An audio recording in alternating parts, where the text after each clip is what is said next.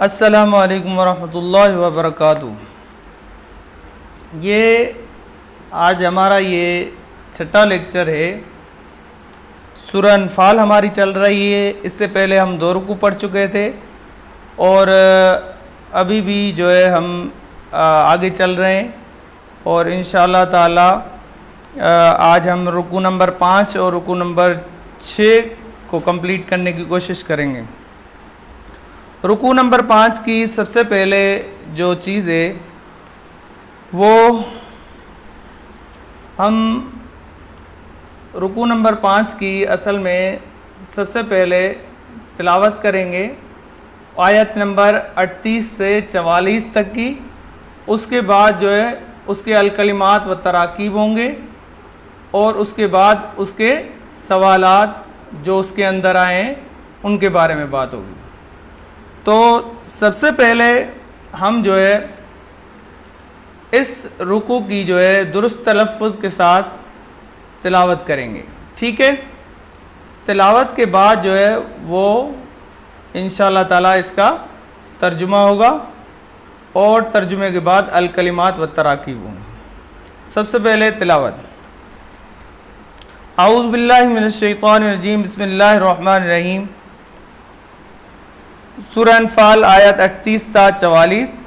قل للذین کفروا ان ینتہوا یغفر لهم ما قد سلف وان یعودوا فقد مضت سنت الاولین وقاتلوهم حتى لا تکون فتنة ویکون الدین کلہ للہ فإن انتہوا فإن اللہ بما یعملون بصیر وإن تولوا فاعلموا ان اللہ مولاکم نعم المولا ونعم النصیر واعلموا انما غنمتم من شیء فان للہ خمسہ وللرسول وَلِذِي الْقُرْبَى وَالْيَتَامَى وَالْمَسَاكِينِ وَابْنِ السَّبِيلِ إِن كُنتُمْ آمَنْتُمْ بِاللَّهِ وَمَا أَنزَلْنَا عَلَى عَبْدِنَا يَوْمَ الْفُرْقَانِ يَوْمَ الْتَقَى الْجَمْعَانِ وَاللَّهُ عَلَى كُلِّ شَيْءٍ قَدِيرٌ إِذْ أَنْتُمْ بِالْعُدْوَةِ الدُّنْيَا وَهُمْ بِالْعُدْوَةِ الْقُصْوَى وَالرَّكْبُ أَسْفَلَ مِنْكُمْ وَلَوْ تَوَاعَدتُّمْ لَاخْتَلَفْتُمْ فِي الْمِيعَادِ وَلَكِنْ لِيَقْضِيَ اللَّهُ أَمْرًا كَانَ مَفْعُولًا لِيَهْلِكَ مَنْ هَلَكَ عَنْ بَيِّنَةٍ وَيَحْيَىٰ مَنْ حَيَّ عَنْ بَيِّنَةٍ وَإِنَّ اللَّهَ لَسَمِيعٌ عَلِيمٌ اذ یریکہم اللہ فی منامک قلیلا ولو اراکہم کثیرا لفشلتم ولتنازعتم فی الامر ولکن اللہ سلم انہ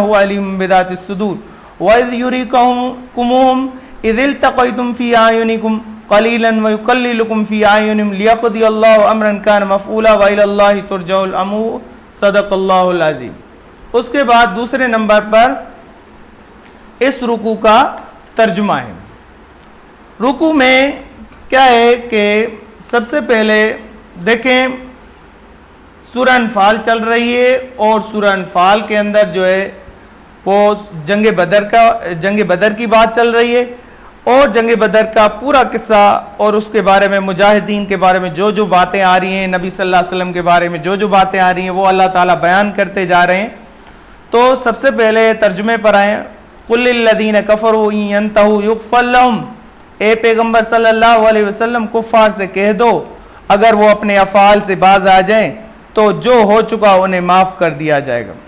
وَإِن يَعُودُوا، اگر وہ باز آ جائیں یعنی لوٹ آئیں، فقد مضت سنت الاولین، تو وَإِن يَعُودُوا اگر وہ پھر حرکات کرنے لگے، یعنی اگر وہ لوٹ آئیں اور وہ سیدھے راستے پر نہ چلیں اور پھر نافرمانی کرنے لگے، پھر سیم وہی حرکتیں کرنے لگے، تو اللہ تعالیٰ فرمانے فقد مضت سنت الاولین، تو اگلے لوگوں کا جو طریقہ کار جاری ہو چکا ہے وہی ان کے حق میں بھی برتا جائے گا۔ یعنی جس طرح پہلے جو نافرمان لوگوں اور نافرمان قوموں کو جس طرح سزا دی گئی تو ان لوگوں کو بھی اسی طرح سزا دی جائے گی۔ وَقَاتِلُوهُمْ حَتَّى لَا تَكُونَ فِتْنَةٌ، اور ان لوگوں سے لڑتے رہو یہاں تک کہ فتنہ یعنی کفر کا فساد باقی نہ رہے۔ وَيَكُونَ الدِّينُ كُلُّهُ لِلَّهِ، اور دین سب خدا ہی کا ہو جائے۔ فَإِنِ انْتَهُوا، اگر وہ باز آ جائیں، فَإِنَّ اللَّهَ بِمَا يَعْمَلُونَ بَصِيرٌ، تو خدا ان کے کاموں کو دیکھ رہا ہے۔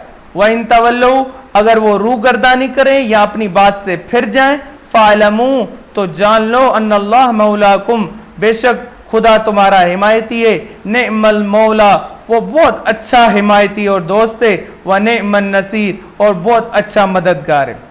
وَاعْلَمُوا أَنَّمَا غَنِمْتُم مِّن شَيْءٍ، یہاں سے مال غنیمت کے بارے میں اللہ تبارک و تعالیٰ بتا رہے ہیں۔ اصل میں یہ جنگ بدر اسلام کی پہلی لڑائی تھی کہ جس میں مال غنیمت ہاتھ آیا تھا. اب لوگوں کو اس چیز کا علم نہیں تھا کہ مال غنیمت کو تقسیم کیسے کیا جائے گا, کن لوگوں کے درمیان تقسیم کیا جائے گا, مجاہدین کو کتنا حصہ ملے گا اور اللہ کے رسول صلی اللہ علیہ وسلم کو کتنا حصہ ملے گا. تو یہاں سے اللہ تبارک و تعالیٰ نے مال غنیمت کی تقسیم کے بارے میں بتایا کہ جان لو جو چیز تم کفار سے غنیمت کے طور پر لاؤ فَأَنَّ لِلَّهِ خُمُسَهُ, تو اس میں سے 5واں حصہ خدا کا, وَلِلرَّسُولِ اور اس کے رسول صلی اللہ علیہ وسلم کا ہے, وَلِذِي الْقُرْبَى اور اس کے رشتہ داروں کا, یتیموں کا, مساکین مسکینوں کا, وابن السبیل اور مسافروں کا ہے. یعنی جو 5واں حصہ اللہ اور اس کے رسول کا ہے, پھر وہ 5 حصوں میں تقسیم ہوگا کہ رسول اللہ صلی اللہ علیہ وسلم کے رشتہ دار, یتیم, مساکین اور ابن سبیل کے درمیان تقسیم ہو. اس کے بعد آگے میں آپ کو بتاؤں جو 4 حصے ہیں باقی, مفسرین کرام اس کے بارے میں کہتے ہیں کہ وہ 4 حصے اس طرح مجاہدین میں تقسیم ہوں گے کہ جو سواری والا ہے, یعنی جس کے پاس سواری ہے, وہ جہاد میں شریک ہوا ہے, چاہے اونٹ ہو چاہے گھوڑا ہو, تو اس کو 2 حصے ملیں گے, یعنی ایک اپنا ملے گا, ایک سواری کا ملے گا. اور اگر کوئی پیدل ہے, پیدل جہاد کرنے کے لیے آیا ہے, تو اس کو صرف اور صرف ایک حصہ ملے گا. تو اس لحاظ سے تقسیم ہوگی. 5واں حصہ تقسیم ہوگا اللہ اور اس کے رسول صلی اللہ علیہ وسلم کے درمیان, اور اس کے بعد جو ہے رشتہ داروں, یتیموں, مسکینوں اور ابن سبیل یعنی مسافروں کا ہے وہ 5واں.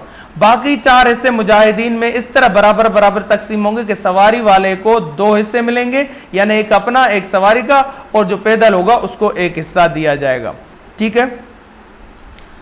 آمنتم ان کنتم آمنتم باللہ, اگر تم اس کی نصرت پر یعنی مدد پر ایمان رکھتے ہو, وما انزلنا علی عبدنا یوم الفرقان, اور جس دن آگے فرما رہے اللہ تبارک جو حق و باطل میں فرق کرنے کے دن, یعنی جنگ بدر میں جس دن دونوں فوجوں میں مٹ بھیڑ ہو گئی, یعنی دونوں فوجیں آمنے سامنے ہوئی.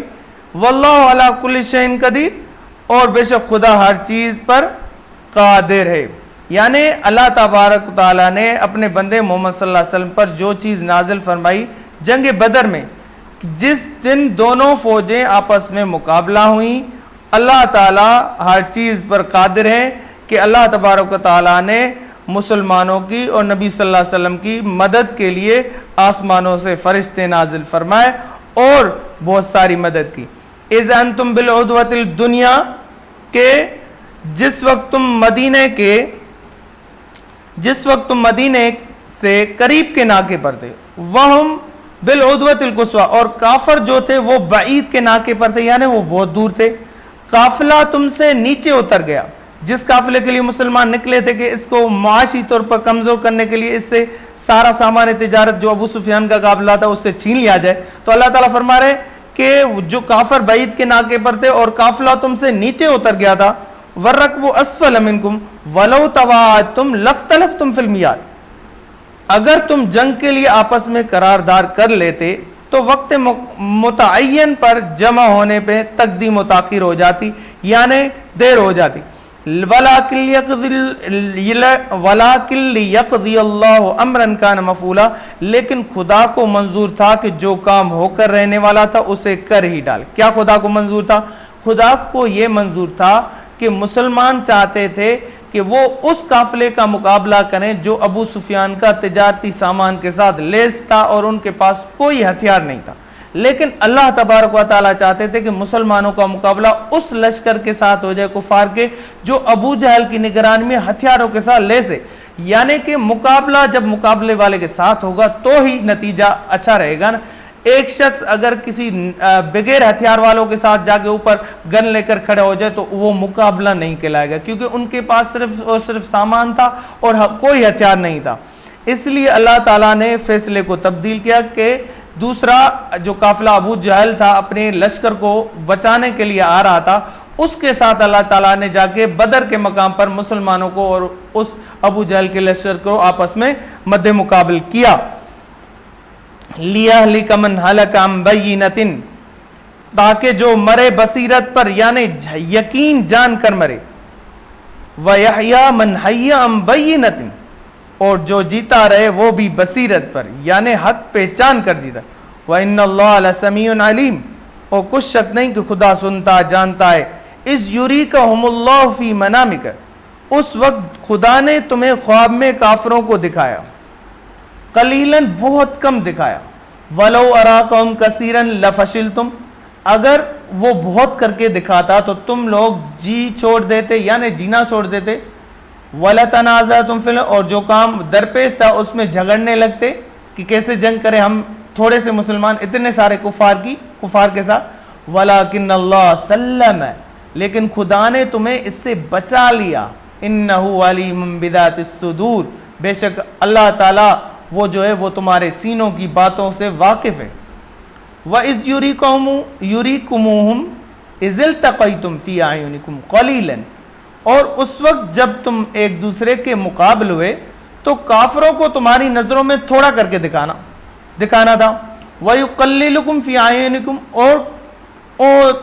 اور تم کو ان کی نگاہوں میں کم کر کے دکھایا، لِيَقْضِيَ اللَّهُ أَمْرًا كَانَ مَفْعُولًا، تاکہ خدا کو جو کام کرنا منظور تھا اس کو کر ڈالے، وَإِلَى اللَّهِ تُرْجَعُ الْأُمُورُ، اور خدا جو سب کاموں کا رخ ہے وہ خدا ہی کی طرف، یعنی جتنی بھی ساری چیزیں ہیں ان سب کا رجوع جو ہے، آخر لوٹنا جو ہے وہ اللہ ہی کی طرف ہوتا ہے۔ اچھا یہ ترجمہ ہو گیا اس رکوع کا۔ اس کے بعد اس رکوع کے اندر ہے الکلمات والتراکیب، یعنی مشکل الفاظ کے معنی۔ سب سے پہلا جو لفظ ہے مضت ہے، گزر چکی، یوم الفرقان یعنی فیصلے کا دن، عدوت دنیا وادی کے اس جانب کنارہ، عدوت القصوى اس جانب اس کنارے، لفشلتم تم ضرور ہمت ہار جاتے، یقلل کم کر کے دکھاتا، تھوڑا کر کے دکھاتا، ٹھیک ہے۔ اس کے بعد نیکسٹ جو بات ہے اس رکوع کے اندر وہ ہیں مشقی سوالات اور ان کے جوابات۔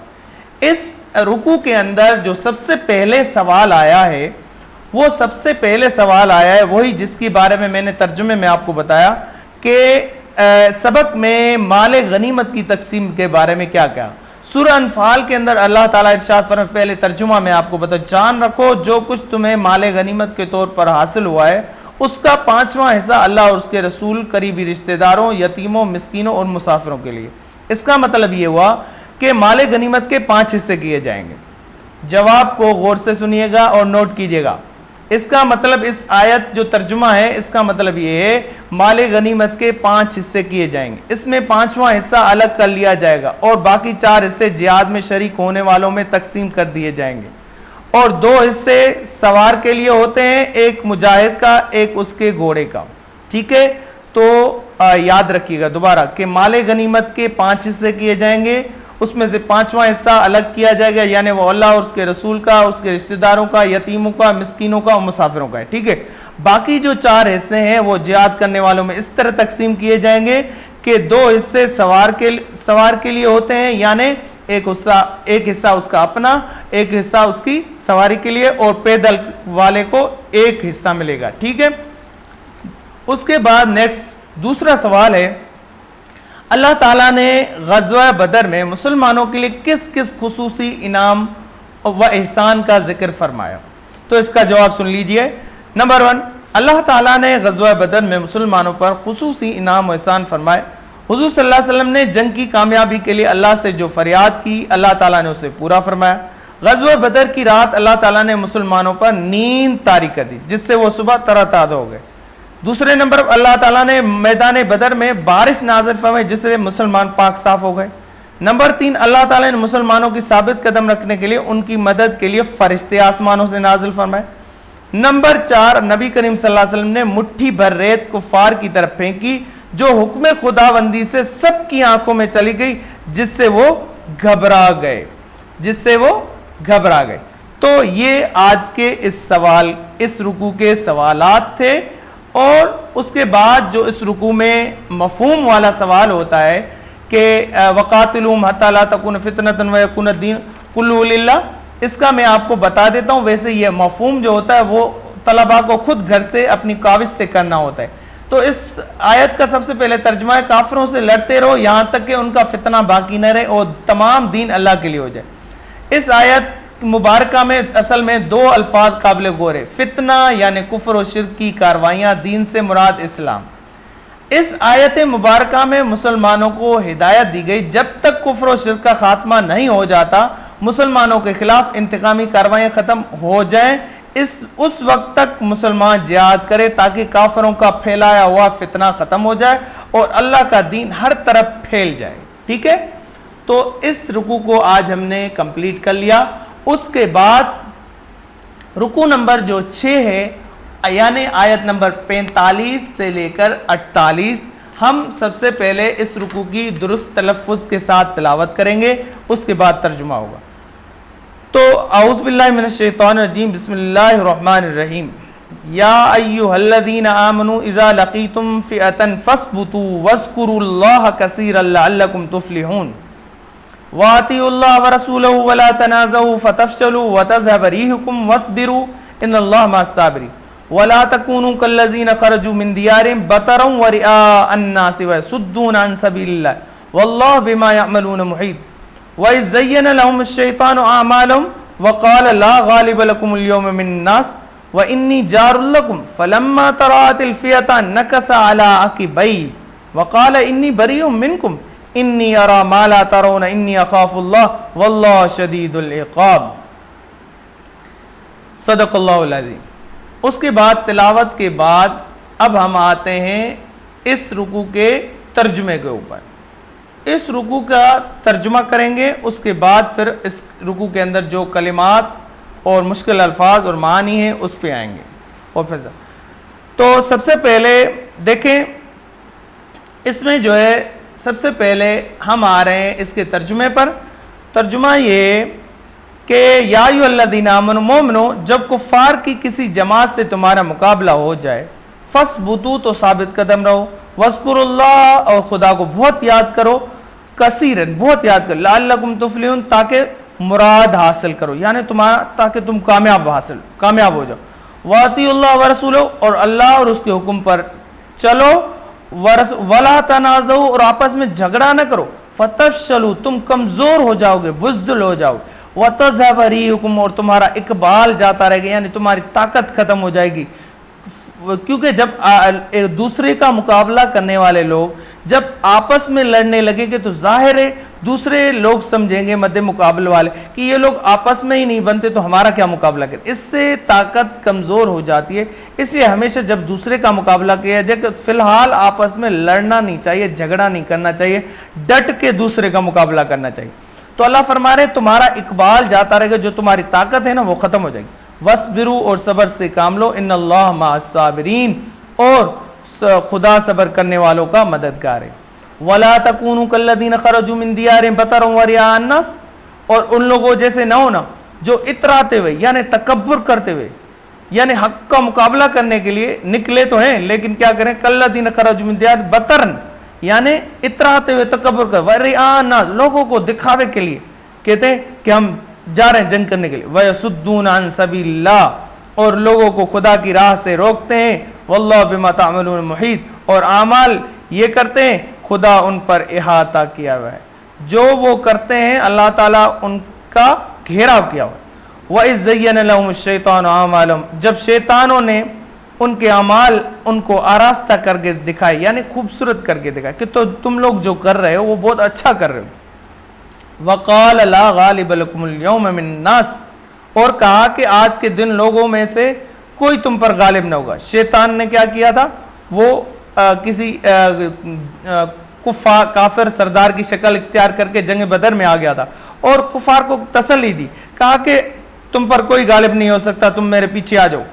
وَإِنِّی جَارٌ لَکُم میں تمہارا رفیق ہوں، مددگار. فَلَمَّا تَرَأَتِ الْفِئَتَانِ جب دونوں فوجیں ایک دوسرے کے مقابلے ہوئی، صف آ رہی، نَکَصَ عَلَىٰ عَقِبَیْہِ تو وہ پسپا ہو کر چل دیا، شیطان پیچھے بھاگے.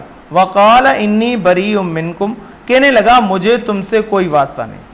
انی ارا ما لا ترون انی اخاف اللہ میں تو ایسی چیزیں دیکھ رہا ہوں جو تم نہیں دیکھ سکتے. یعنی جب فرشتے اللہ تعالیٰ نے مدد کے لیے آسمانوں سے بھیجے تو وہ شیطان دیکھ رہا تھا، تو وہ شیطان نے کفار سے کہا کہ جو میں دیکھ رہا ہوں وہ تم نہیں دیکھتے. واللہ شدید العقاب اور خدا سخت عذاب دینے والا ہے. ترجمے کے بعد اس رکوع کے اندر جو کلمات اور تراکیب ہیں یعنی مشکل الفاظ اس کے بارے میں ہم بات کریں. فَاثْبُتُوا تو ثابت قدم رہو، فتفشلوا پس تم ہمت ہار جاؤ گے، بطرن اتراتے ہوئے، تکبر کرتے ہوئے، جارن معاون حمایتی، ترات آمنے سامنے، نکس علی کہ بھئی وہ الٹے پاؤں پھر گیا. ٹھیک ہے. اس کے بعد نیکسٹ ہے اس رکوع کے جو مشقی سوالات ہیں اور ان کے جوابات. جو سب سے پہلا سوال ہے اس کے اندر وہ یہ ہے کہ کفار کے ساتھ مقابلے کی صورت میں مسلمانوں کو کون سے کام کرنے اور کن باتوں سے بچنے کا حکم دیا گیا.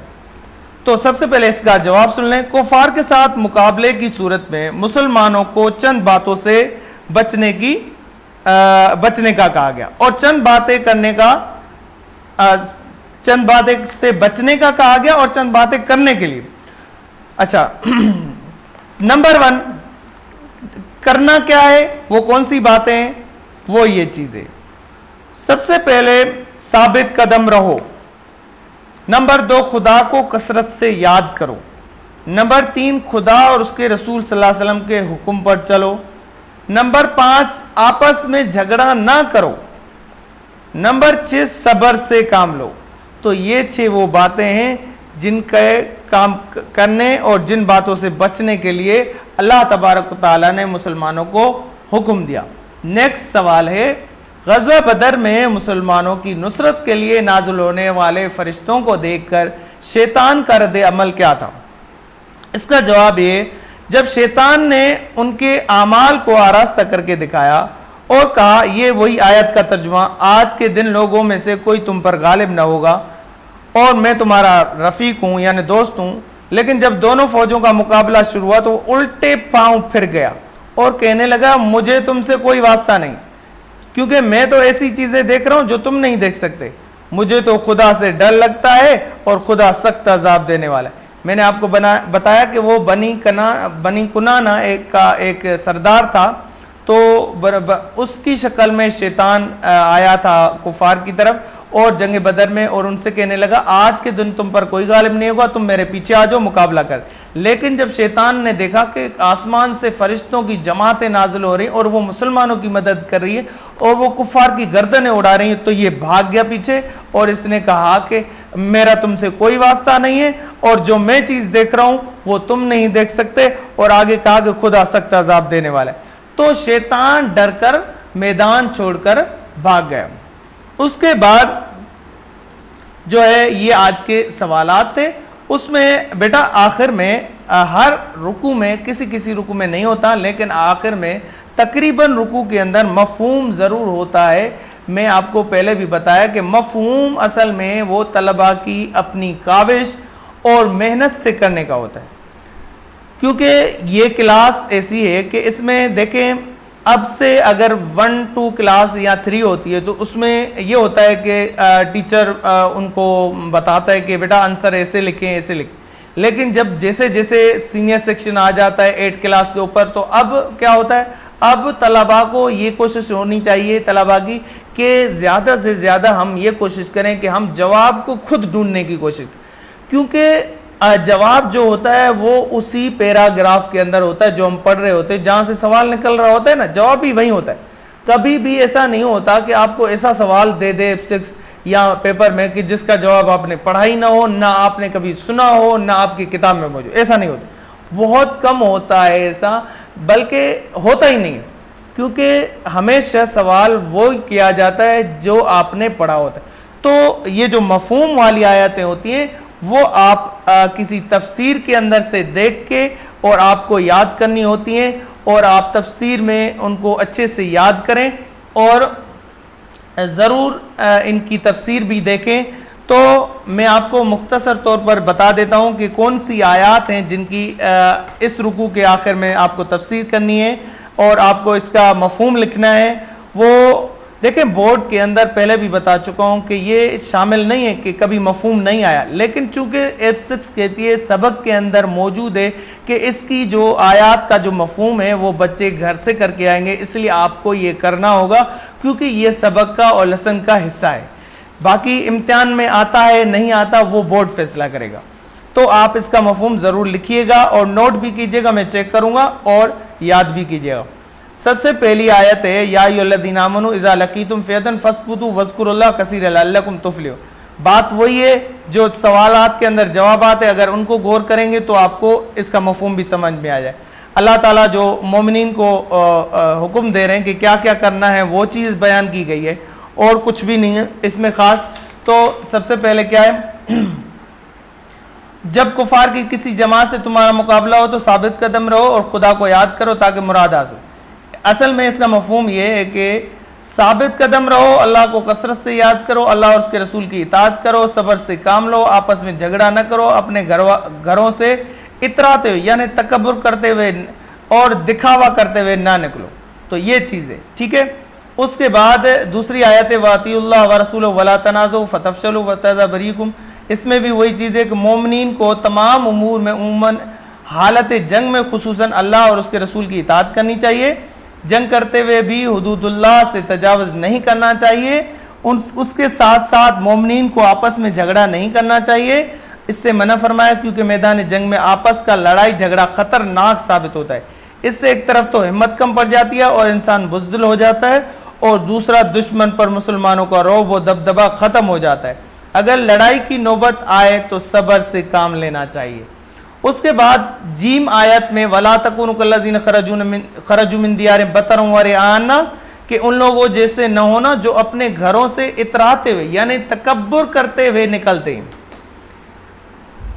اور دکھاوے کے لیے. تو اس آیت میں اللہ نے کفار کی رعایا کاری یعنی جو کفار جب آ رہے تھے نا گھروں سے تو وہ دکھلاوا کر کے اور لوگوں کو بتا کر آ رہے تھے کہ ہم جا رہے ہیں لڑائی کے لیے، اور ان کا غرور اور تکبر کا اللہ تعالیٰ ذکر کرتے ہوئے فرما رہے ہیں کہ مسلمانوں کو اس طرح کے اعمال سے فرمایا کہ تم ان کفار کی طرح ایسا نہیں کرنا کہ جس طرح کفار تکبر کرتے ہوئے نکل کے آ رہے تھے کہ ہم جنگ کے لیے جا رہے دکھاوا کے لیے، تم اس کے لیے نہیں آؤ اور تمہیں جو ثواب ہے اس کی نیت سے آؤ اور تمہیں اس کا ثواب ضرور ملے گا. تم اللہ اور اس کے رسول کی خاطر جہاد کرنے کے لیے آؤ، دکھلاوے کے لیے نہیں آؤ. کفار جب کسی جنگ کے لیے اپنے گھروں سے نکلتے تھے تو وہ تکبر کرتے ہوئے اور اتراتے ہوئے آتے تھے. وہ اپنی قوت اور طاقت کے متعلق بڑی بڑی باتیں کرتے تھے. اللہ نے مسلمانوں کو ایسی ریاکاری اور تکبر سے منع فرمایا. عاجزی انکساری سادگی کے ساتھ اللہ کو یاد کرتے ہوئے اپنے گھروں سے نکلو، اور یہ لوگ لوگوں کو خدا کی راہ میں جہاد کرنے سے روکتے ہیں، اور یہ لوگ جو اعمال کرتے ہیں خدا اس کو جانتا ہے اور خدا ان اعمال پر احاطہ کیے ہوئے. ٹھیک ہے، تو آج کا ہمارا لیکچر یہاں ختم ہوتا ہے. مختصر طور پر میں آپ کو شروع سے پھر سے ایک دفعہ بتا دیتا ہوں کہ آج ہم نے کیا کیا پڑھا. سب سے پہلے رکوع میں سورہ انفال کی جو 5واں رکوع تھا اس کی آیت نمبر 38 تا 44 کا ہم نے تلاوت کی، ترجمہ کیا. اس کے بعد پھر اس رکوع کے اندر جو الکلمات و تراکیب تھے ہم نے جو ہے اس کے اوپر بات کی اور اس کی معانی سمجھے. اس کے بعد پھر اس رکوع کے اندر جو 2 سوالات آئے تھے مال غنیمت کے بارے میں کیا حکم دیا گیا ہے، ایک سوال یہ تھا اور اس کے بارے میں اس کے بات ہوئی. اس کے بعد پھر دوسرا سوال اور اس کے بعد پھر اس کا میں نے آپ کو بتایا مفہوم، وہ بھی میں نے آپ کو بتا چکا ہوں لیکن خود کرنے کا ہوتا ہے.